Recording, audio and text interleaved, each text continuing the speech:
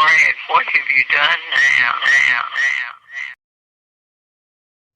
Oh, Brad, what have you done now? Passion into a business with the help of HoneyBook for just $1 per month. HoneyBook handles everything from proposals to contracts. Start with beautiful interactive ways to present your services, add customizable questionnaires, and set your meeting availability. Then bundle invoices and contracts into a single proposal to get clients to click and sign anytime, anywhere, so you can get paid 3 times faster. Start for $1 per month at honeybook.com.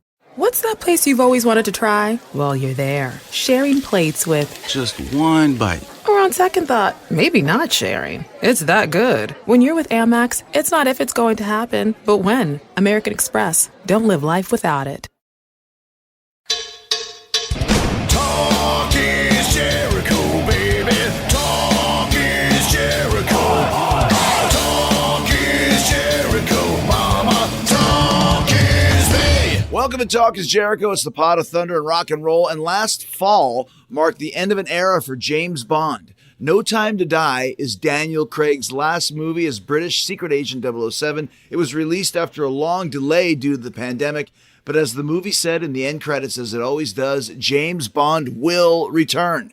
So who's going to take on one of the most iconic characters and movie franchises in Hollywood history? That's just one of the things we discuss in today's special James Bond cast.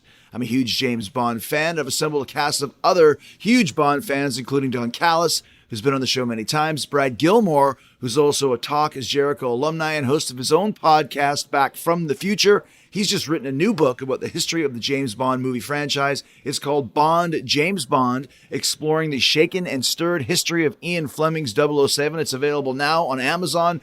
Also, we've got Michael Boyd. He's a scholarly writer about the James Bond character, movies, and history. He's the one who originally contacted me about doing a podcast about Bond. He's also from Winnipeg, like Don and I are. So the four of us are breaking down the 60-year history of the James Bond movie franchise. You'll hear how and when we each discovered Bond personally in our lives. We're discussing who played Bond the best out of the 6 actors who portrayed him: Sean Connery, George Lazenby, Roger Moore, Timothy Dalton, Pierce Brosnan, and of course, Daniel Craig. We're talking about Bond girls, Bond villains, Bond theme songs, Bond gadgets, Bond cars, the surrounding cast of Bond characters. We got tons of trivia and behind-the-scenes stories about the making of the films, and we'll get into the campiness of the early movies, the evolution of the character and the scripts, and of course, our favorite films in the franchise and why we love them.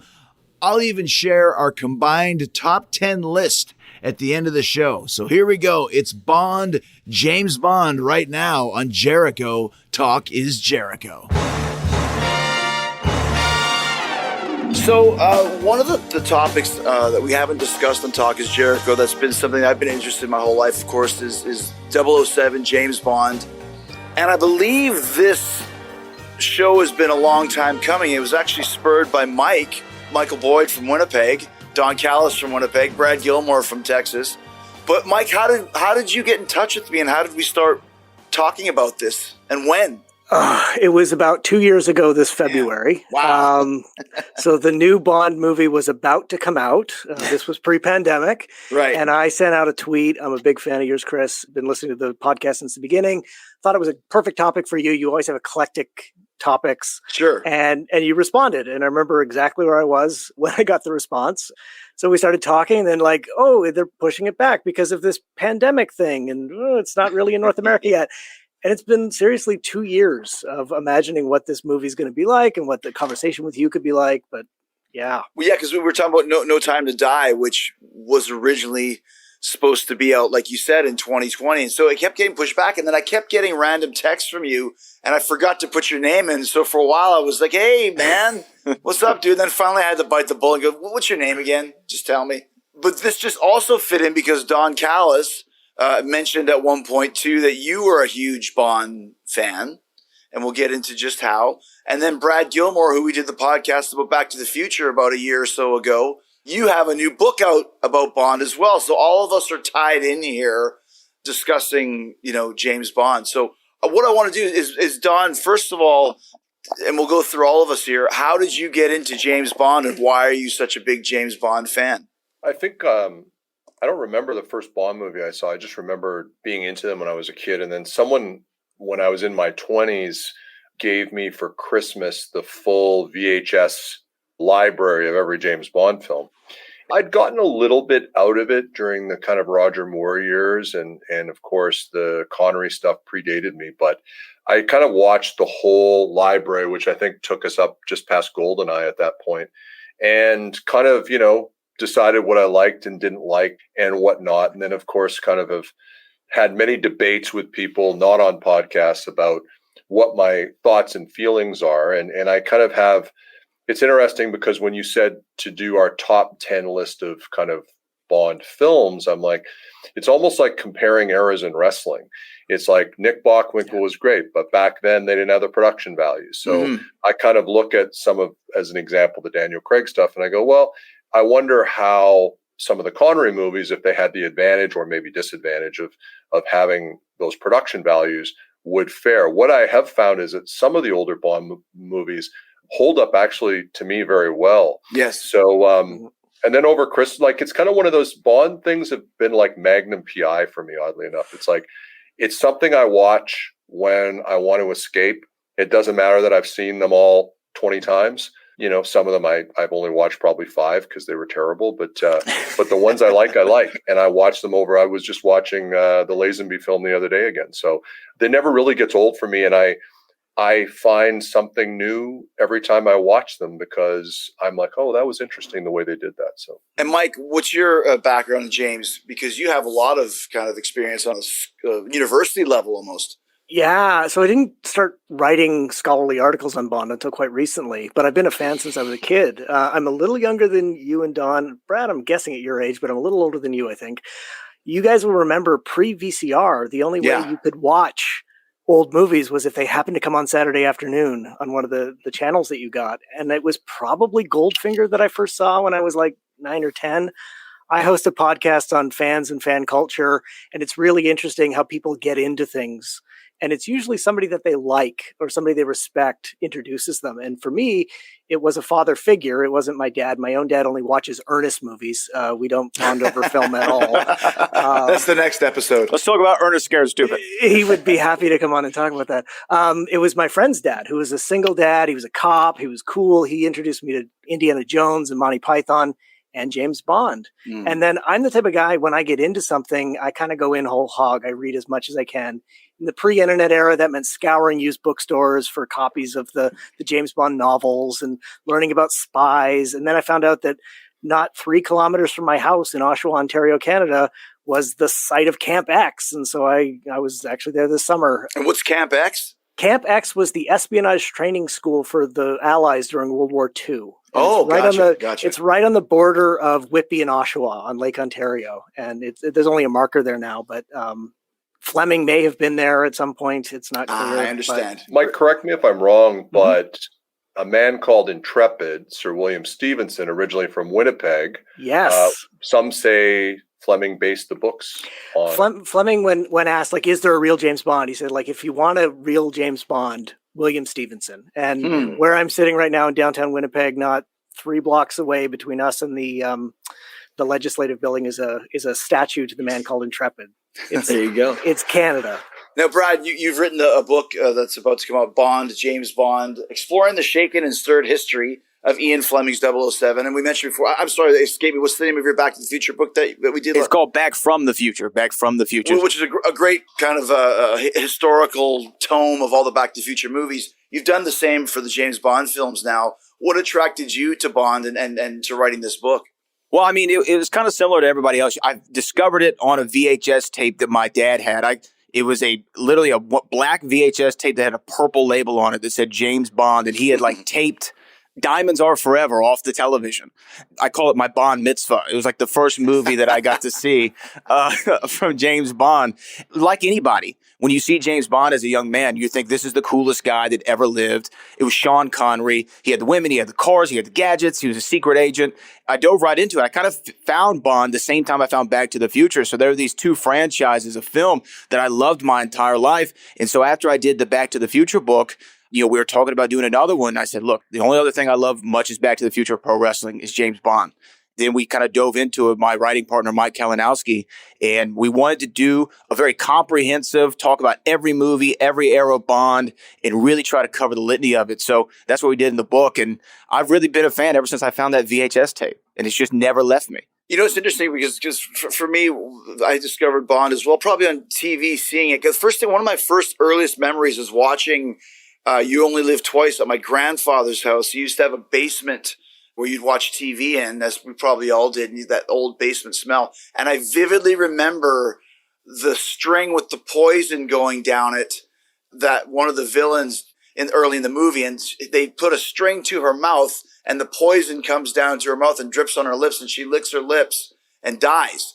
And I was terrified of this, to where every time I went to my grandparents' house on Strathcona Street, for the Winnipeggers here, I was convinced, I was terrified that I was going to get poisoned in my sleep by this string going down. I remember watching Halloween, and that one didn't freak me out as much as the string with the poison.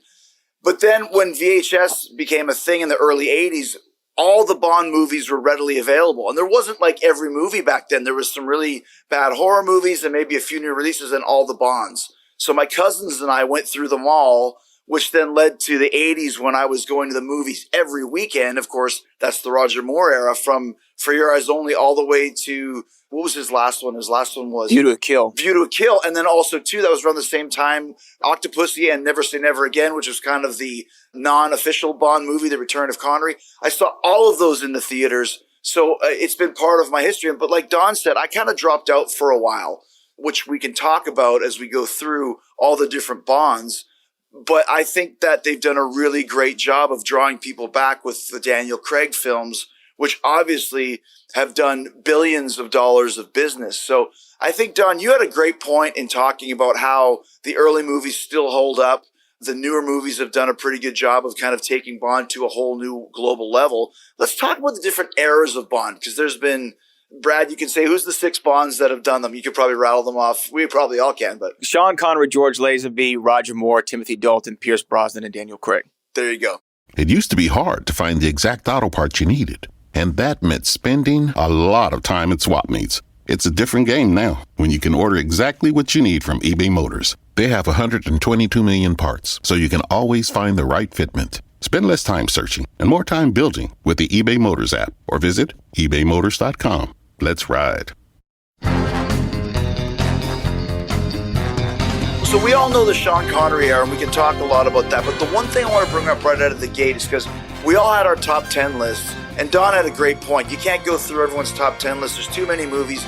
So I kind of combined all of ours, and I think Don's quote was, "This is a shit list." One of them that's on there for all three of you guys that I've only seen once, probably 40 odd years ago, is On Her Majesty's Secret Service, the one and only Bond movie with George Lazenby. What makes that movie so good, and why did George only get one crack at it if it was so good? Go ahead, Don. I think it's a good script. I think it shows I think maybe for the first time, and they've tried to do it in the most recent Craig movie and in Casino Royale. It's the first time they've really seen a human side. Bond falls in love. Bond wants to get married. Bond goes shopping. It's like, I'm expecting if this were made now, they would have been at Bed Bath & Beyond. I mean, it's almost, you kind of go, do you want to see this side of Bond? But it was the first time we saw that. Lazenby for me is interesting because as we get into talking about who the best Bonds are, and for me, it's Sean Connery. And if someone else has another opinion, I will literally jump through the screen at you. I don't think anyone touches Connery in terms of being able to do everything.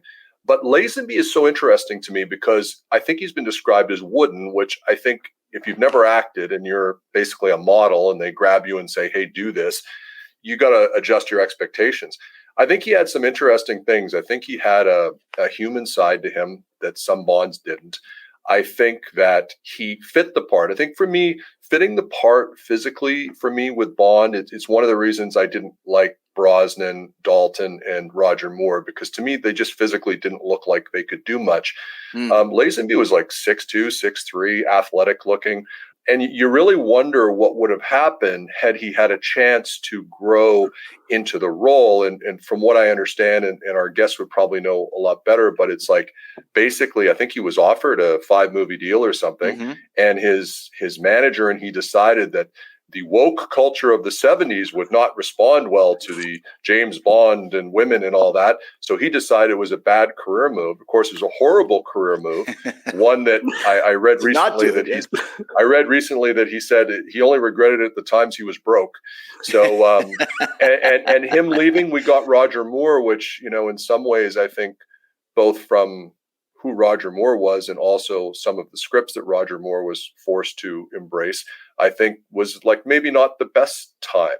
And the other thing people forget when they criticize George Lazenby is he's following Connery. I mean, that's not the easiest thing in the world to do.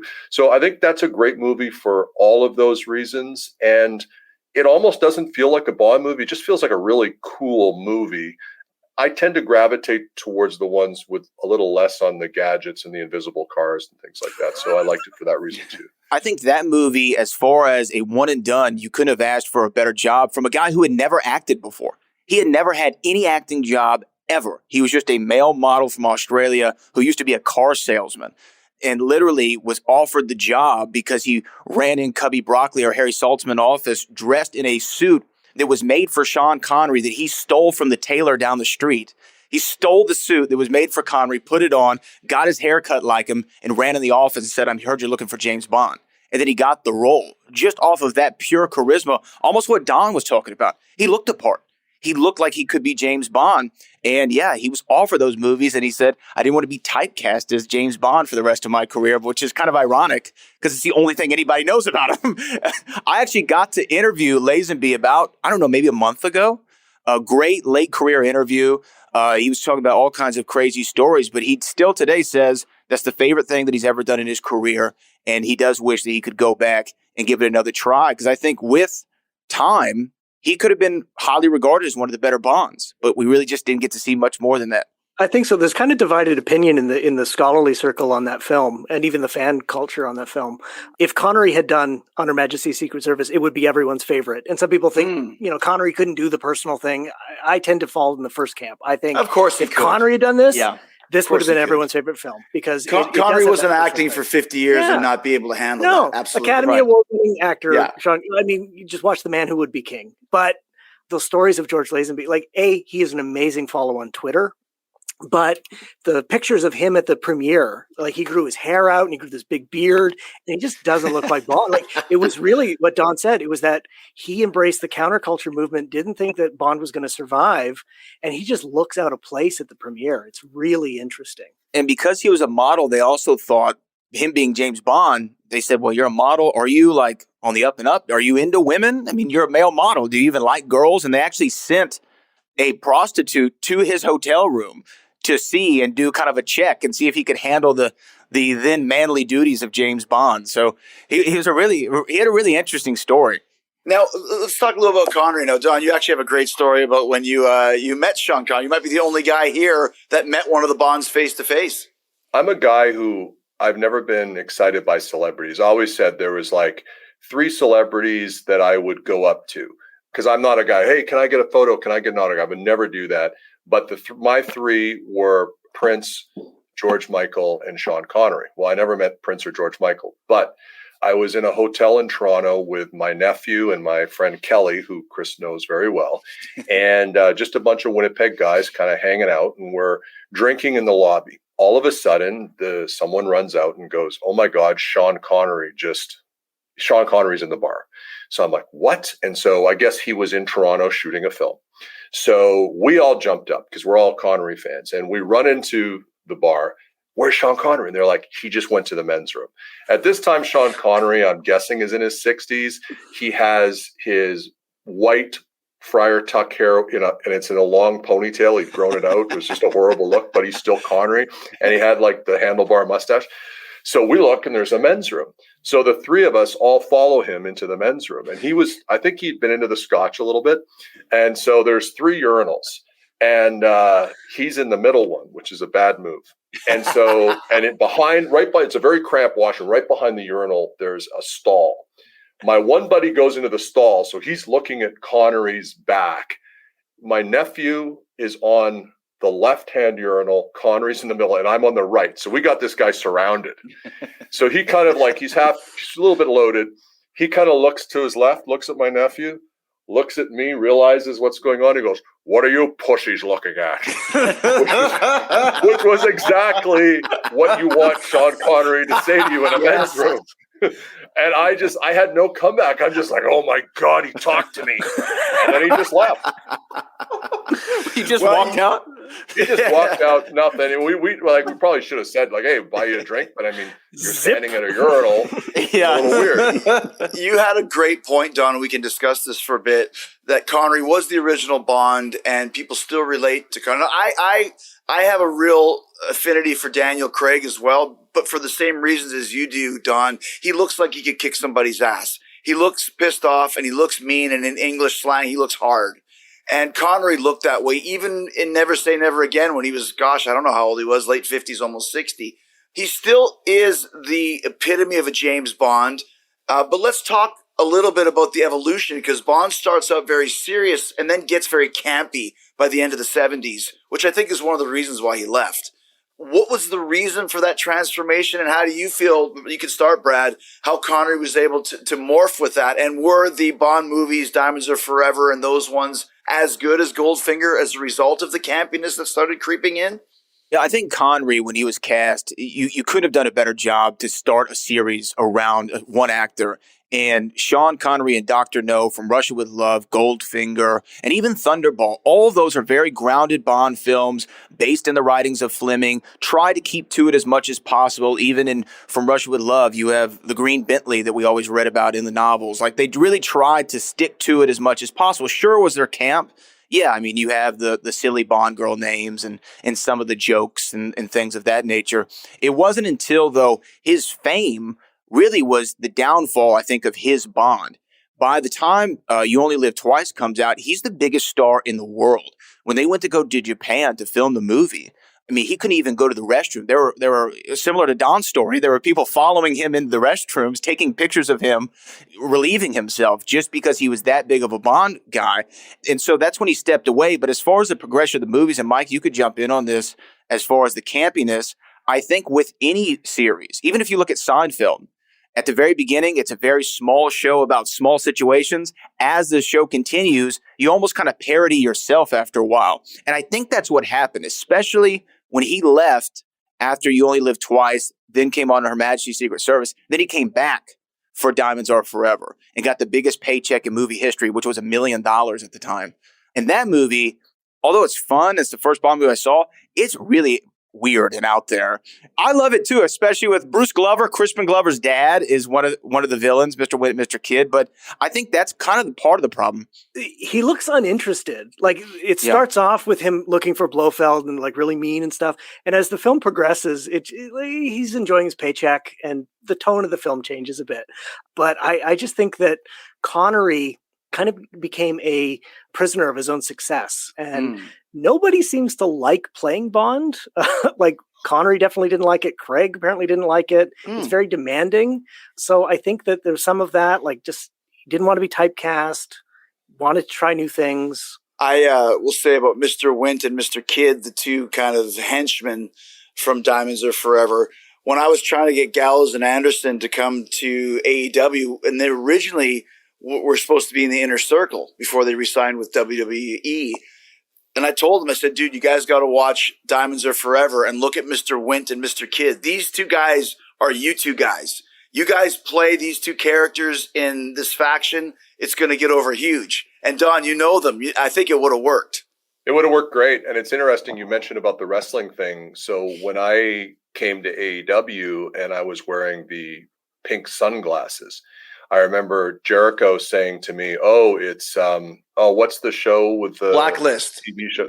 No, it was Max Zorin. That's where I got that from. Because I always thought Max Zorin was a great Bond villain in a horrible film. And I'm like, there's something creepy about sunglasses where you can still see the eyes. And I thought that Max Zorin was great. Because I Moonraker? It was Zorin and Moonraker? View to a Kill. Yeah, with Grace Jones. That's right. It was Christopher Walken, yeah. But I always thought as a wrestling heel, I would go like what I wanted. I remember when I got my suits tailored for AEW, I said, I want them to be nice suits, but I want them to be something just a little off in the tailoring. And I'd be like a Bond villain. Like there's something like there's one extra button or there's a Mandarin collar on the shirt. There's something just a little Blofeld about it. So we all steal, I think, from kind of what we see. And I think Mr. Winton, Mr. Kidd would have been money. We should still do that. We should still do probably that. find some guys. What's that place you've always wanted to try? Well, you're there, sharing plates with Just one bite. Or on second thought, maybe not sharing. It's that good. When you're with Amex, it's not if it's going to happen, but when. American Express. Don't live life without it. Gosh, there's so much to discuss here, but as we go from Connery into Roger Moore, different type of vibe, like Don said earlier. He's not as hard, he's not as tough. It becomes more of a comedy type vibe, but once again, not for the first couple films. Live and Let Die is not really like that. Man with the Golden Gun, not quite. And then it gets to Moonraker and For Your Eyes Only, and then it's becoming almost these 80s Schwarzenegger films where there's one-liners and there's ridiculous set pieces and villains and gadgets and all this sort of thing. What's kind of the overall history on his involvement, Mike, and how he got into the system? So they'd originally approached Moore before they cast Lazenby when Connery was first. It's interesting. If you want to know who the next Bond is going to be, look at who they talked to earlier and couldn't do it. Right. It's true with Timothy Dalton. It's true with Roger Moore. I feel like they went in a different direction. When we're talking about George Lazenby, the points are valid. Like, he was really trying to be Sean Connery. He was doing his best to appear to be Sean Connery. With Moore, they actually have a new actor, somebody who can act. It changes the tone of the films. Right. I think in the 70s, they also got into the habit of trying to copy and mimic what was going on in other films. So like Man with the Golden Gun has some Kung Fu stuff because that was really popular in the 70s. Call. The Cannonball Run stuff, which by the way, might be Roger Moore's best performance. In the Yeah, Cannonball as Run. Bond. Yeah, he thinks I he's Bond. must warn you, I am Roger Moore. Brilliant. Like, I'd take Yeah, that over great. some of his Bond films. I've kind of softened on Moore over the years. I never really liked Moore, and I have some friends who just love Moore. And so seeing it through their eyes, I'm kind of like, okay, I can see why you gravitate towards that. But definitely changes the tone of the films. See, and I like Moore because, once again, this is when I'm in as a teenager going to the movies. That's almost my Bond at the time because the Sean Connery you're watching, from the past. But right now, it's like being an AC/DC fan and knowing Brian Johnson, but hearing Bon Scott. You love Bon Scott, but you never saw him live because he was gone by the time I got an AC/DC. What are your opinions on Moore, Brad? I mean, I think Roger Moore has some really, really classic Bond movies. He's got classic Bond gadgets. I think that, yeah, he was a little silly, but like Mike said, they were parodying things that happened at the time, which is actually something that Bond always does. Whatever's popular at the time, they're like, how can we fit it into the movie? Even going to his first film, Live and Let Die, was a blaxploitation film, and that was popular in the 70s. The interesting thing is they saw Roger Moore on the show The Saint, and he was actually older than Sean Connery when he started Bond. He was an older guy, older than Sean was for Live and Let Die, and then he went into his late 50s. I think he was 58 in View to a Kill. I think, though, it needed to change. As Don mentioned with eras of wrestling, how there's always a change. In the 90s, it was very edgy in attitude. And then you kind of go into the cleaning it up a little bit with the Cena era and Ruthless Aggression. Then you kind of come full circle with PG era. And then AEW's taking it another way, a little bit more edgy. I think with every Bond change, there has to be a distinct, discernible difference that separates you from the guy before. I think Roger Moore, he did what was handed to him. This is what they wrote for him. This is the movies that they wanted to make. I think that if he wanted to make a harder Bond, perhaps he could, but this is also a guy who said he blinked every time a gun went off. He wasn't the hardcore killer that Sean Connery was. He wasn't that kind of a guy. You needed to kind of tailor the films around his sensibilities. And Roger Moore, really funny as Bond. And sure, there are silly things like a snake charmer playing the tune to 007 and a pigeon double taking and villains being blown up like balloons in Live and Let Die. Well, let's just explain that one because that's on my list of things. I think it's Yaphet Kotto, right? Who later on is an alien, but there's a shark in the indoor kind of swimming pool, brook, river area, and Bond and him topple into the pool, and Bond puts a air canister into his mouth and then makes him swallow it, which makes him expand into like the freaking Stay Puft Marshmallow Man. And he pops out of the water and hits the ceiling and explodes. Yeah. The end. As you do. So I think they needed a change from Connery. You didn't want to make the same film over and over again because then audiences, what's the appeal there? I think, though, after Moonraker, they definitely brought it back down in tone a little bit for Your Eyes Only, which is a really, really good James Bond. It was actually, that was supposed to be Roger Moore's last Bond movie. They actually offered the role to James Brolin. Really? Josh Brolin's dad, yeah. And an American was going to play Bond. And then when they found out Never Say Never Again was being made, Cubby Broccoli went to Roger Moore and said, I need you for Octopussy. Like, I need Bond to go against Bond. I can't start with a new guy. And that's why Roger Moore even came back to the franchise. What were they doing with Octopussy? The double entendres in the Bond movies are great, but this is just one that's like, might as well call it James Bond and Big Dick. What is an Octopussy, Don? Pretty on the nose. When we talk about them mimicking what was going on, I don't remember which film it was, but there was the one with the sheriff. Was that a Jackie Gleason ripoff? Was that right after Smokey and the Bandit? I think so. I even thought it was Jack. I thought it was the same actor for years, and I'm like, it's not, but it's just this really bad ripoff. Well, and he pops up in 2. He's in Live and Let Die, and then he's in Man with the Golden Gun. Because we needed more sheriff. So what was your opinion, Brad, with it? Because I think we all can tell when it's time for a switch. It's almost like we can relate everything to wrestling. We're all wrestling fans here. Back in the territorial days, or even on national TV, sometimes you got to pull yourself back. Like, overexposed, this is just getting to be, like you said, a parody of themselves. Obviously, it's time for more to go. Timothy Dalton, interesting choice. I knew him because he was in Flash Gordon, where he played kind of the dashing prince. Once again, from a look standpoint, he nails it. From a performance standpoint, and even from a movie standpoint, I can't even tell you a Timothy Dalton movie. I know them, but I don't know them. It was kind of almost a downtime, it seems. Was that a downtime for the Bond franchise? I think so. They're my least favorite of all the Bond movies, personally. Timothy Dalton is originally, like Mike was talking about, they wanted Pierce Brosnan. Yeah. And Pierce Brosnan was doing Remington Steele at the time. It had gotten canceled. They had I think they had like 30 days to shop the show. And on day 30, when literally he had already taken the press photos, was going to go to the press conference to announce he's the next James Bond, they called him and said, hey, we picked up the show. And so he couldn't do James Bond anymore. So then they went to Timothy Dalton. And I think it was too much of a course correction. Yeah. I think it's like, okay, we've been silly. We need to pull back a little bit, make it a little more serious. And then they went all the way left with it. It was very dark, very hard, a lot of blood, feeding Felix to a shark, and seeing all those things. I think it was an overcorrection. I think it was a necessary correction. I think they overshot it. Don, what do you think? I mean, Timothy Dalton, I think, is a fine actor. To me, it's like, I looked at him, and I mean, I'll date myself. To me, he looked like Larry Dallas on Three's Company. I had a hard time with that. But no, I mean, I think maybe a different actor, more of a Daniel Craig, who was more believable physically, could have handled that course correction better. I guess it's a bit like Vince McMahon with wrestlers, right? If they're not a certain size or build, he has a hard time taking them seriously. I had a hard time with Moore, Dalton, and with Pierce Brosnan, taking them seriously as a physical threat, because to me they just didn't carry themselves that way.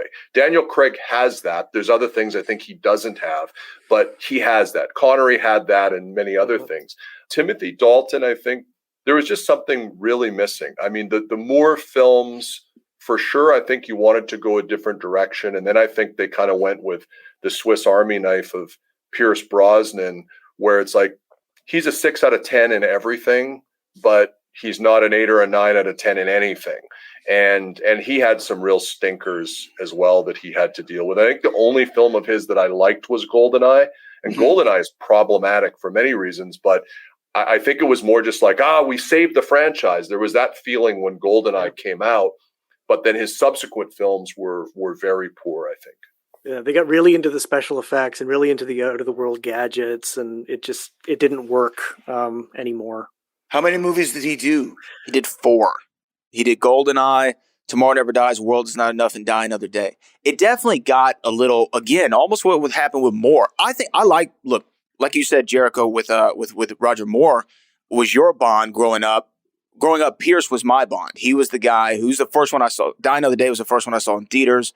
And so I always have like this affinity toward him. Even though I know he's not the best, I still like him. I think that he is a very, kind of like what Don said, he was a little too pretty for James Bond, where you didn't see him as a physical threat, I think.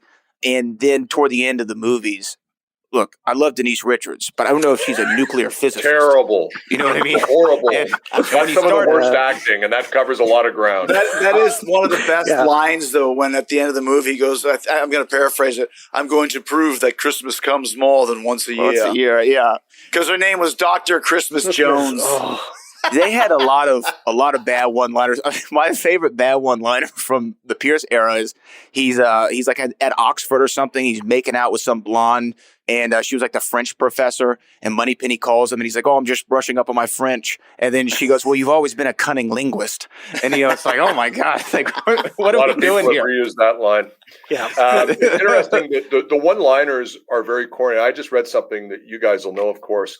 I heard that the first time that Sean Connery had to say Bond, James Bond, his co-star gave him a few drinks before because he just couldn't get comfortable doing it. And of course, it became this iconic line. Sure. The other one that was neat for me, and I think it was in The World Is Not Enough, when he's being tortured.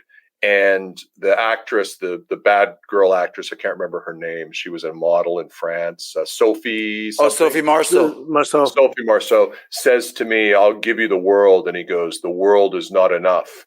And then she said, "That's ridiculous." And he goes, "Family motto." Well, what I found out was that the Bond family crest, if you go on genealogy.com, is non sufficit orbis or something like that, which means the world is not enough. It's legitimately for that name, the family motto, and they wove it into the film. So that's actually neat.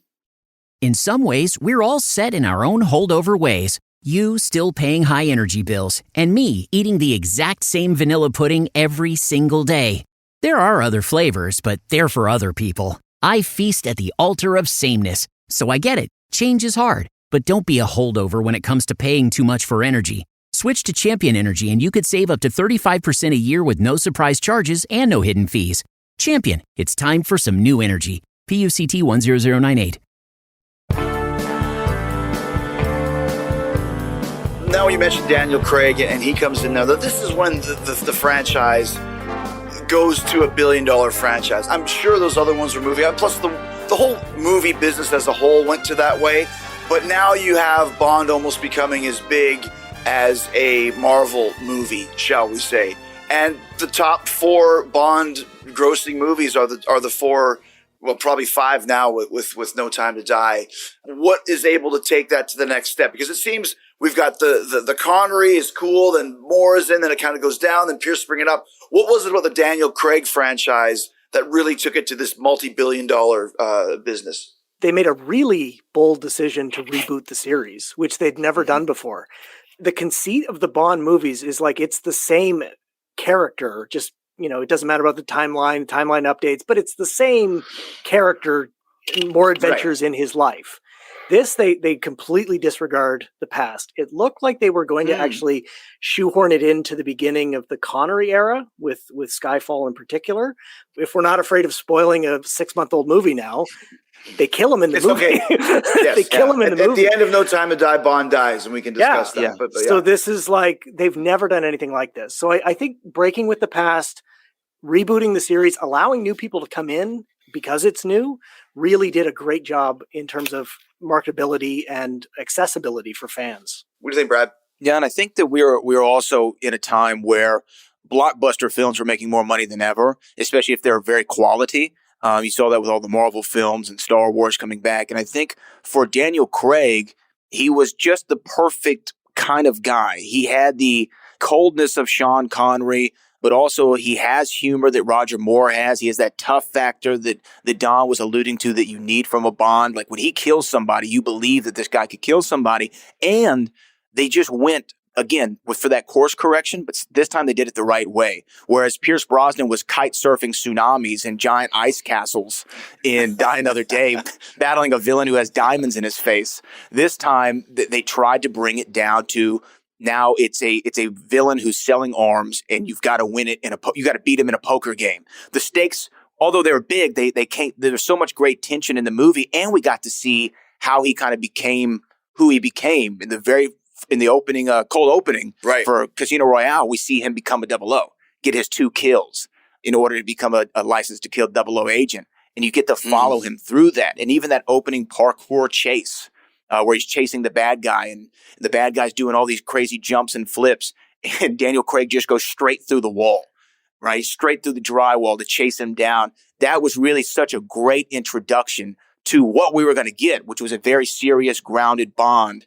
And Daniel Craig, really, he just hit it out of the park. He nails it on Casino Royale. I think not all of his movies are great, but that one in particular was a great introduction for the character.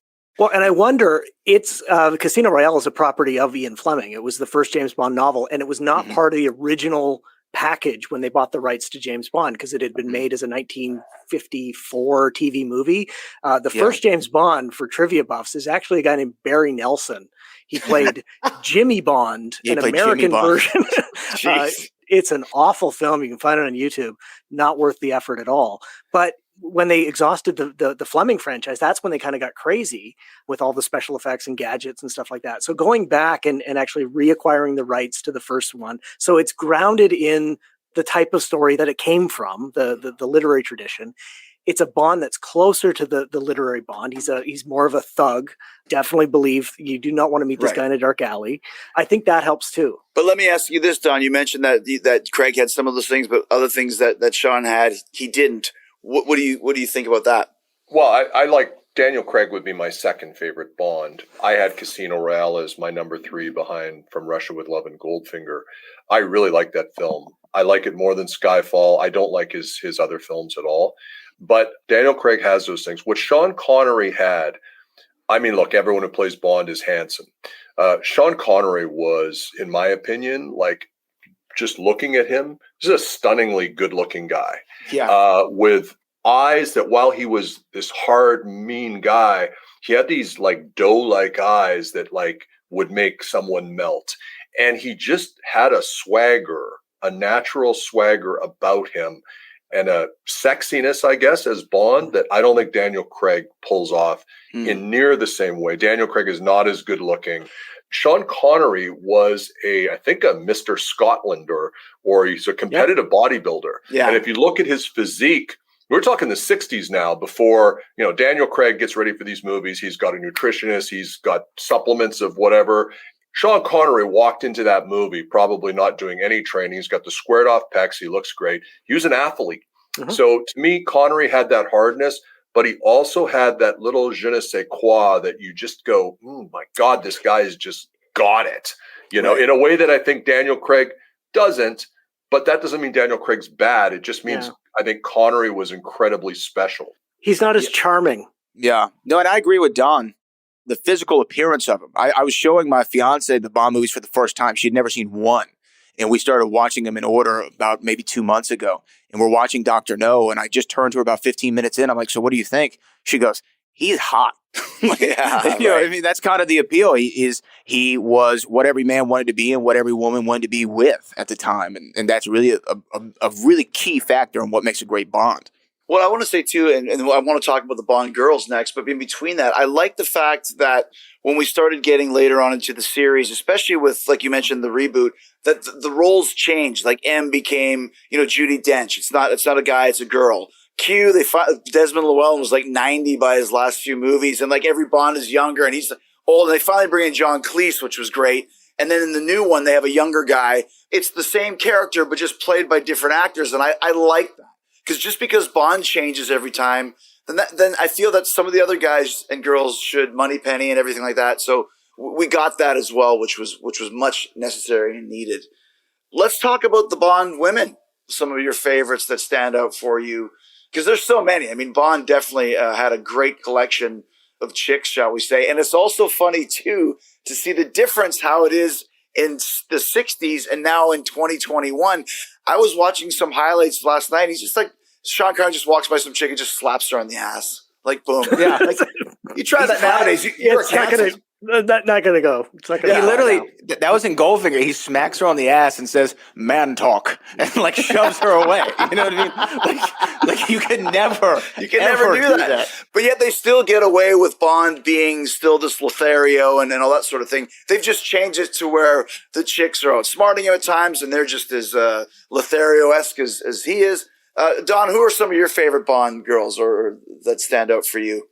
They're never the focus for me. The focus was always either on Bond or the villain, because frequently I'd be very disappointed in what the villain and how they were portrayed. And I would always gravitate towards those characters. It depends how we can say the Bond women. I mean, I thought Judi Dench was a master stroke bringing her in. The original Moneypenny I thought was great. Oh yeah, the new one is the new one Lois is okay. Maxwell. Lois Maxwell. I think she was Canadian.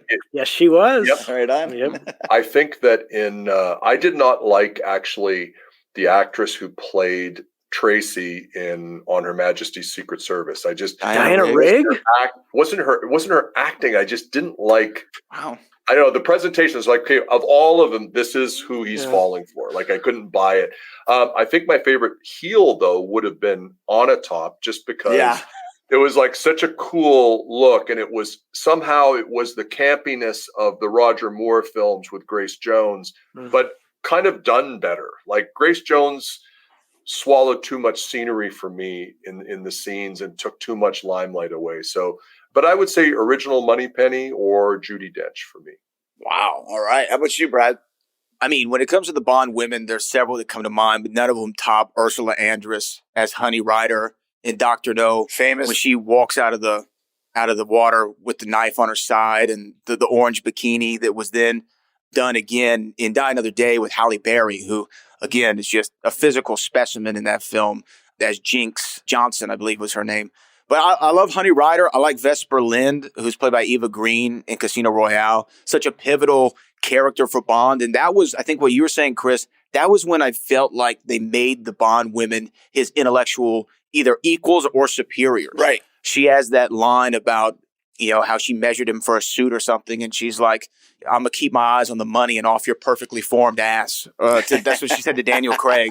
Right. And it was like role reversal. It's like now she's the one almost womanizing him in a way. And then to me, though, you can't talk about Bond women without talking about Pussy Galore. Of course. And Honor Blackman. Another amazing name. Best bad Bond name ever. The line where he says, he wakes up and she says, my name's Pussy Galore. And he goes, I must be dreaming, right? That was an improv by Sean Connery. The original line in the script, according to what I've read, was, she says, my name is Pussy Galore. And he goes, I can see that, but what's your name? That was going to be the original line. So I must be dreaming, way better. But I think that those are the ones that come to my mind. And Naomi Harris, who's the new Eve Moneypenny. I think she did such a great job. Again, we see her origin story and how she becomes Bond's confidant more than just the secretary that he flirts with behind the desk. Was there one called Plenty O'Toole, or was that? Yep. Yeah. That's in Diamonds Are Forever. No, that's an actual one? Oh, my God. Yeah, that's Your father must be very proud, or whatever it is. I think she comes up. Yeah. She says, I'm Plenty. And he goes, but of course you are. But that was Lana Wood. That's Natalie Wood's sister. Yeah. Yeah. Really? Yeah. Oh, my goodness. I love, first of all, Barbara Bach to me. Yes. Anya Amasova, who she's incidentally Ringo Starr's wife, which is one of the only reasons why I hate Ringo Starr, you son of a bitch. I know, man. I love... she might be the hottest Bond girl. Maybe the hottest Bond girl. I'll tell you what, No Time to Die, Paloma, Anya de Armas, I think. That dress that she had on, I don't know how they had that thing like not open, but I was like, that chick is hot. I like the other girl that ended up being, his baby mama or whatever, but it's like, I want to see more of that girl. She was over the top for me. They could have completely cut that sequence out. There was no reason to have that in the movie, but I am so glad it's there. She was the reason. Best thing in the film. That's the best thing in the film. She was the reason. Like, in my book, we actually talk about the top 10 Bond women, and she made a list just for that one scene alone. I mean, I can't think of a better. Brilliant. I'd throw in Michelle Yeoh from the Brosnan era, just because Michelle Yeoh is amazing physically. Like, I mean, she went toe to toe with Jackie Chan in Super Cop, but I thought she really, really interesting character. And there's always talk about these women. They talked about it with Halle Berry that they're going to do a spinoff, and they never do. They're talking about a Jinx spinoff, and she took Catwoman instead. Yeah. I always like to just from being just the buxom kind of Anne Margaret-esque as Jill St. John and Diamonds Are Forever. I just Tiffany Case. Tiffany Case. But once again, like you said, you can't go wrong with any of the Bond chicks for sure. Denise Richards. Well, come on, dude. I mean, She's come a on, though. I mean, physicist, and she looks like a stripper. It's amazing. It reminds me of the best time of both worlds. I've met some nuclear physicists. I did the date game years ago, and I won. And the girl that was the date, she was this dyed blonde hair, super big lips, giant boobs, and she was a Russian literature major. The date didn't work out. We couldn't make it work because it's just scheduling wise. I was whatever. I finally get an email about 2 months later when I had a fan site where fans could send me emails. They said, "Hey, Chris, your Russian literature major just jumped out of my brother's birthday. So my brother's cake at his stag party." Well, as a PhD student, I had to take some bad jobs, but never jumping out of cakes. In some ways, we're all holdovers. You always paying too much for electricity, and me always listening to the exact same music. At my spin class, during a deep tissue massage, the occasional midnight seance, polka always works just fine. But don't be a holdover when it comes to paying too much for energy. Switch to Champion Energy and you could save up to 35% a year with no surprise charges and no hidden fees. Champion. It's time for some new energy. PUCT 10098. Let's talk about some of the famous villains because there's some great ones. Don, we mentioned before Red Reddington from Blacklist, but you said you more of a Max Zorin. Who's some of the standouts for you? What was the name of the actor? I always forget his name. Who played Max Zorin? Christopher Walken. Christopher Walken. Yeah, he's a great heel. I really liked Le Chiffre. I liked Mr. White. I liked the more subtle ones. I was actually very disappointed in the new Blofeld. Yeah. And he appeared in, I think, 2 movies or whatever, like Inspector and then the last one. Like, I just thought, what a disappointment.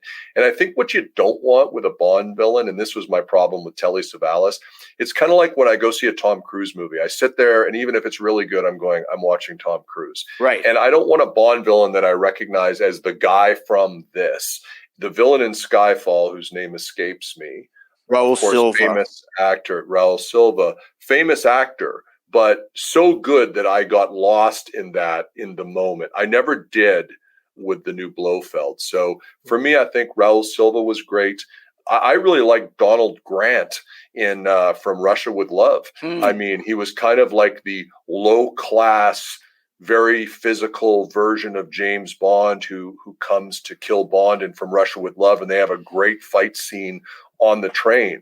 And he's so petty, by the way, that he actually is going to open up a case and try to get like $100 worth of gold coins. And to me, it humanized him as opposed to the guy in the wheelchair with the cat or whatever. Like, so I think the more grounded ones are generally, for me at least, the better ones. Brad? Yeah, I mean, Zorin is a favorite of mine. Also, the groundedness of Christopher Lee's Francisco Scaramanga and the Man with the Golden Gun, who had the third nipple and has the papilloma superfluous or whatever they. There you go. I loved him. Kind of villains and henchmen go together. So Jaws, I think from the Roger Moore era, is very iconic. Yeah. Odd Job is very iconic. Well, Goldfinger himself, yeah, for sure. Just the classic lines of, no, Mr. Bond, I expect you to die. Yes. Them playing on the golf course and Bond cheats him out of a game and, they bet the gold bar on it. And the actor was actually dubbed over. Like his entire performance was dubbed over by another voice actor or whatever. But still, they nail it completely with Goldfinger. And really, even Zorin is a takeoff of Goldfinger. Like even his whole plan of taking over the microchips in Silicon Valley is the same as taking over all the gold in Fort Knox. And that way you're the only supplier of it. I think there's been a lot of great ones. I do think Silva is a standout. That was Javier Bardem, right? Javier Bardem, yes. Yeah. I mean, even the scene where there's that weird kind of sexual tension between him and Bond in that one scene that I think that they actually came up with together. Him and Daniel Craig came up with that whole little bit. There was something so sinister about him. He was like the Joker in a lot of ways where he just wanted to torment Bond the whole way through. And he actually had a real axe to grind. Like his backstory made sense. He was an MI6 agent, then it went rogue. And I really loved him. And though you don't get better than like Odd Job and Goldfinger. Those are just the two top for me. And Blofeld. I think one of the great things, again, it's kind of like the Donald Grant thing. Goldfinger, I believe they start out, isn't he cheating at gin rummy or something like that? Yeah, cheating you at have all cards. this gold, but you're cheating old guys in Miami. He's a heel all across the like board. you're a heel. I got to give a honorable mention to Papa Samedi or Baron Samedi. Oh, Baron Samedi, yes. Who ends up two things. Obviously, that's the antithesis for the Papa Shango character in the WWE. But I like the fact that by the time I saw Live and Let Die, that actor, Jeffrey Holder, was the guy in a very famous 7-Up commercial that had a total catchphrase. I can't remember what it was, but every time I see him, I just think this guy drinking 7-Up and going like, only the bubbles or something. So he did not get typecast as the Baron Samedi. He got typecast as the 7-Up guy. and how I forgot to bring up, by the way, Jane Seymour as Solitaire in Live and Let Die. Oh my gosh, amazing. Out of the park. And then Bond tricking her with the lovers cards, and they're all the same card in the deck. But yeah, Baron Samedi, really good. Knick Knack was another good one. Oh, Knick Knack. And that, of course, was Hervé Villechaize. Yeah. Bond, obviously famous for the gadgets. I remember when I was a kid, my cousin actually had an Aston Martin, a James Bond little Aston Martin toy car that came with all the gadgets. The headlights would flip up, and there was an ejector seat, and there was like guns on the side of it. And, watching it back, it was exactly all of those things. And of course, they've now, like Don said, gone to invisible cars and all this, that, and the other thing. But what are some of the gadgets that stand out for you guys? And Brad, you wrote the book on it. So give us some of the highlights that you can recall from your writings. There's a ton of gadgets that are just great. To me, I always kind of like some of the ones. It's like, is that really a gadget? Like, I think it's Goldfinger where he's diving with a fake duck on his head, right? Like the duck diving suit. And then he takes the wetsuit off. And he's got this beautiful tuxedo. But the Aston Martins, all the cars are always great. The watches are always great. I'm trying to remember if it was Live and Let Die where his watch was magnetic and he was able to unzip the girl's dress with his watch without even touching it. A lot of those are great. The attaché case from Russia with Love that had the gold. He had like gold bullion in it and a knife. And if you turn the locks this way, it explodes. And if just in case there's 50 gold bullions in the back. I like the one with Q, Desmond Welland. He's in a wheelchair with his leg in a cast. And Bond goes like, "What happened to your leg?" And he shoots a big fucking missile out of the cast into the wall.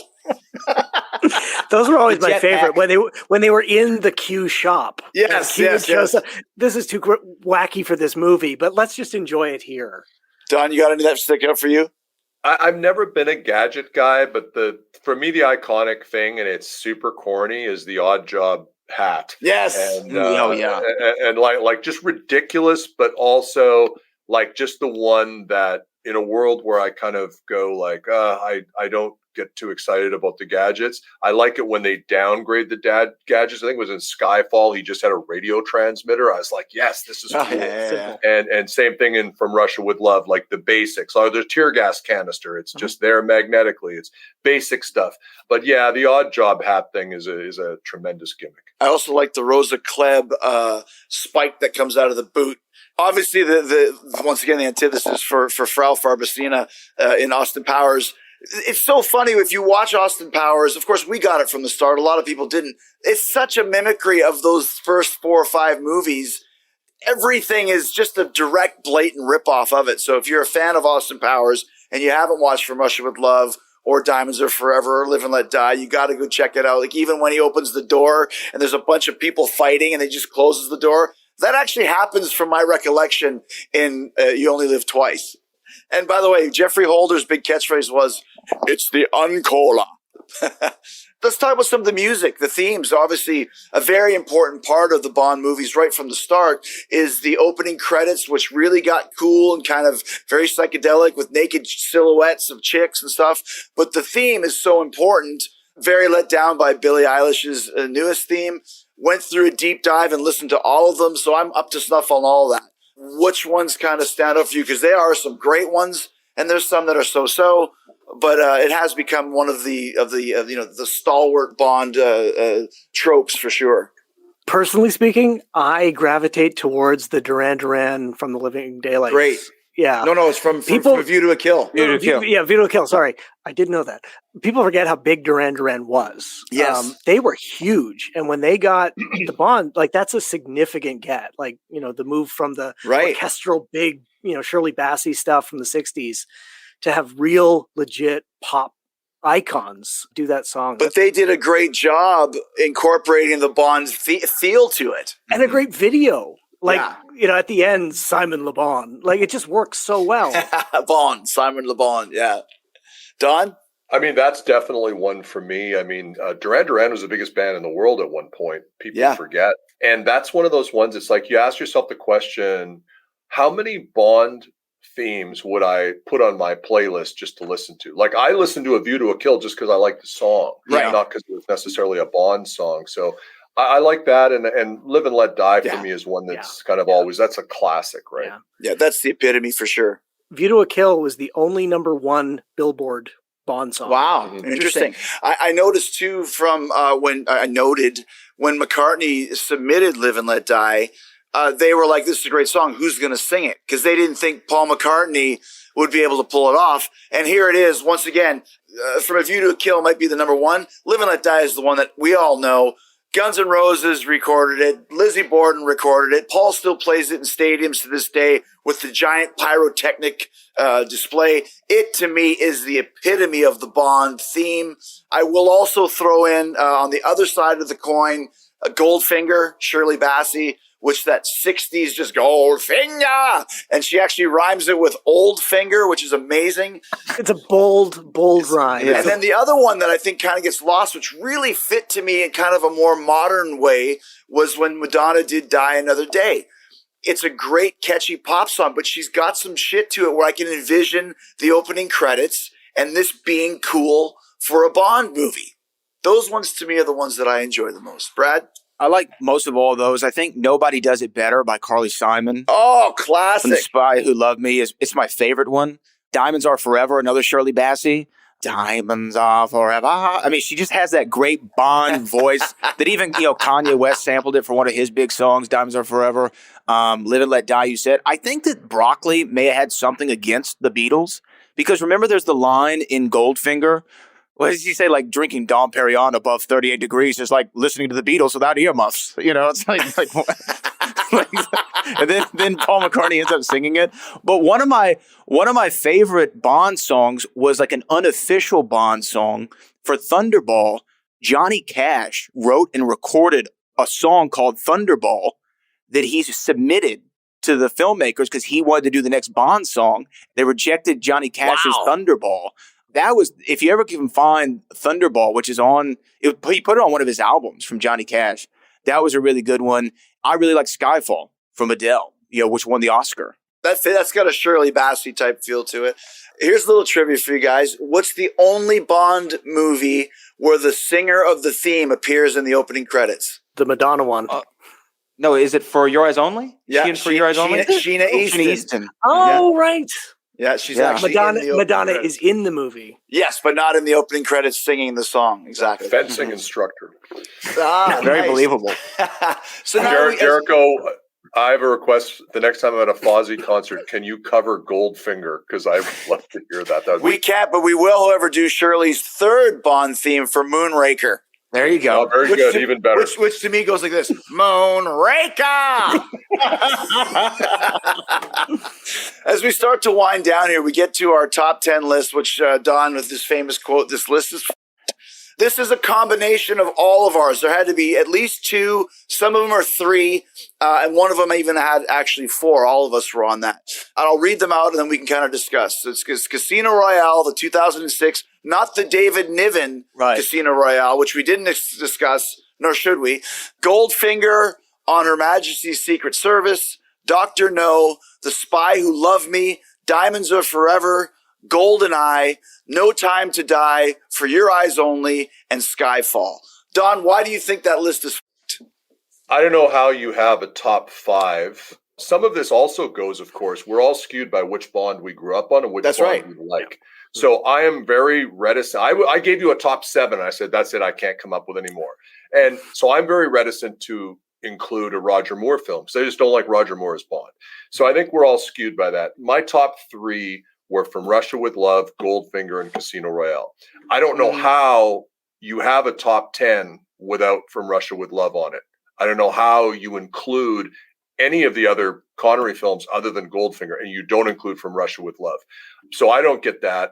I will fully admit that after number 6 or 7, I really struggled to put, like, I put GoldenEye on there. I'm like, well, the movie's not great, but I liked it because it came out for me, whatever. So there were some ones on there on the consolidated list that I'm like, does this mean the 3 of you all think these are top 10 movies? I didn't understand. What do you think, Brad? Look, I think 9 of the 10 of these movies were ones that I really, really liked a lot.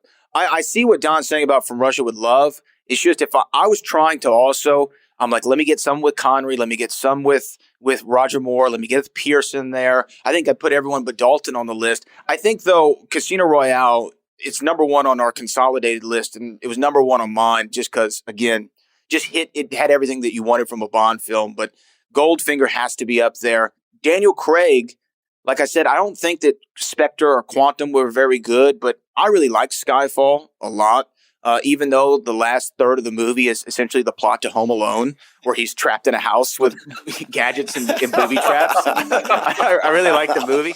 And also his helper, his Scottish, I guess, butler, or however you would say it, the guy's name Kincaid. That part was written for Sean Connery, and then they thought it would take people out of the movie as soon as they saw him, which was probably 100% correct. I agree with that. I just think that you can't do a top 10 list or a top 5 or even a top 3 without Goldfinger.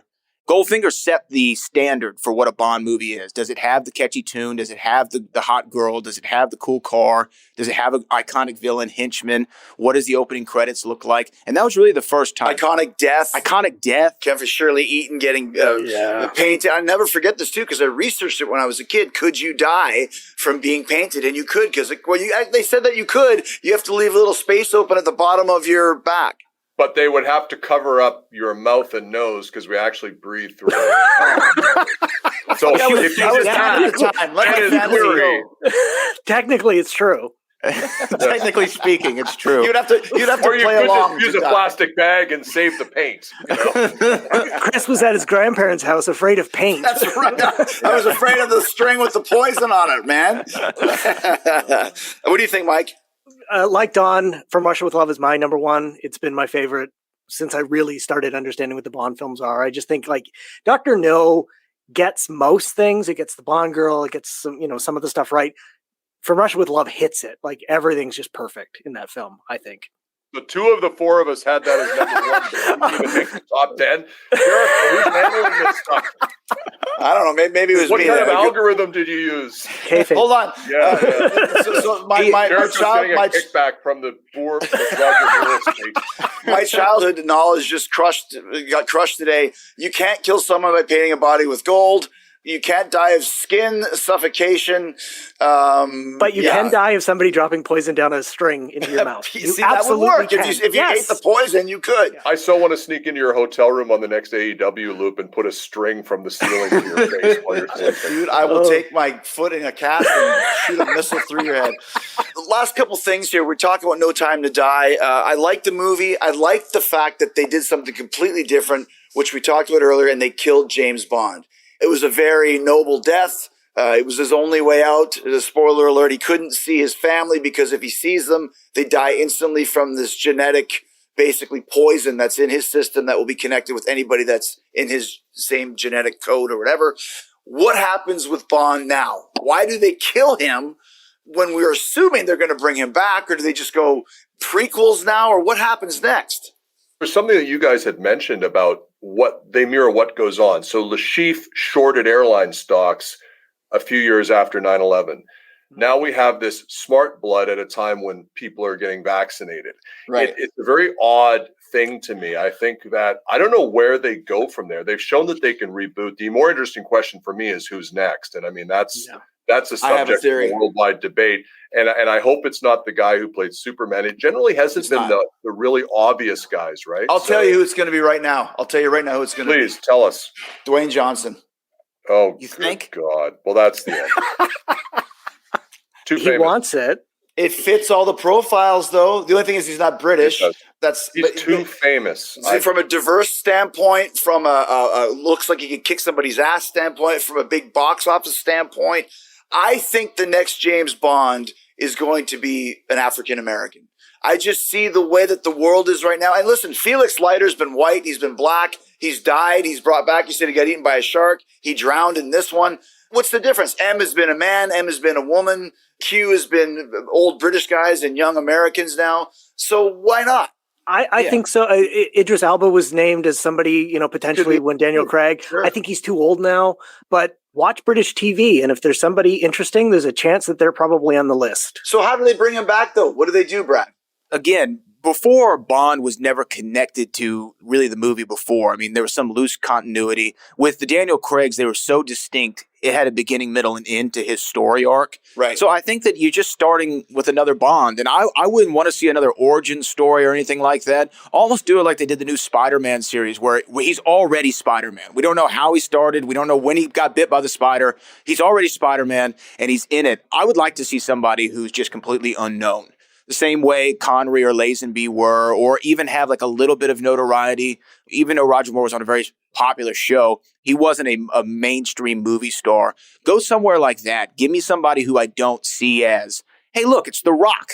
I want to see somebody who is completely different, whether they're black, white, Asian, or what have you. I think my only qualification is you need to be British of some kind. I had read that Adam West was originally a potential James Bond, the guy who played Batman in the 70s. Yeah. You kind of look back. I had heard someone talked about Burt Reynolds. I mean, these people are, in my opinion, it's too famous, not British enough. Beyond that, I think go any way you want. Yeah. Yeah. It's pretty much a character that can just resurrect whenever. Yeah. You don't need to have a logical way of how he got out of being dead. It's just, hey, this is a new Bond, almost like they do Batman too, Yeah, I think with the Marvel films, the idea of the multiverse is really in people's minds, and we just accept that this is a different storyline. I actually waited, sitting in the theater, waiting with my hand on my heart. My wife thought I was having a heart attack. Whether the James Bond will return comes up at the end of the film, and it did, and I was like, okay. Oh, it did come up. It did come up, and interesting. It said James Bond, not 007, which people are like, oh, it's a code name, and we'll just give it a. I don't think you need to worry about any of that stuff. They'll just start the films up again with somebody new. Obviously, they need a whole new cast because all of those. Well, maybe bring Ralph Fiennes back. They brought Judi Dench back. They'll start again. I was on a plane from LA to Tampa, and I started watching the movie with 2 hours and a half left. And the movie's 2 hours and 45 minutes. So it's one of those ones where everyone's off the plane. I'm sitting there, sorry. I'm like, just give me 5 more minutes. I got to see what happens. Did you not know he died? Well, I knew he died, but I didn't see the James Bond will return. So. Oh, yeah. Last question for you guys. And we've kind of mentioned it, but let's really clarify it. Favorite Bond movie of all time? Brad? It's Casino Royale for all and I think it's an amalgamation of all the great things that made Bond what it was. They hit it in Casino Royale, and they did it to perfection. Great introduction of the character, and really, you have the Aston Martin, you have him in a casino, which is always classic Bond.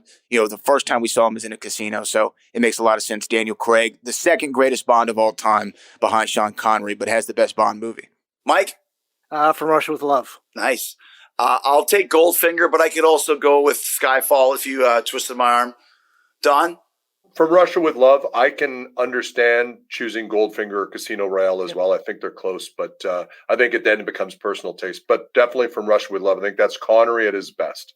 All right, guys, great conversation here. We probably could have gone another couple hours. We'll do a part 2 when the next Bond movie comes out. Next year's the 65th anniversary, so. Wow. Well, we'll see what happens with that. And mark my words, Dwayne Johnson. That's my prediction. Cheers, guys. Thank you. You made it. Here, finally. Checked out of office to check into the sweet views of that place you've always wanted to go. You know the one. It's nice. Even the kids like it. This place is so cool. And they never like it. Mom, can we go to the pool? Look at that. Not even asking for the Wi-Fi. When you're with Amex, it's not if it's going to happen, but when. American Express. Don't live life without it. Oh, Brad, what have you done now? Oh, Brad, what have you done now?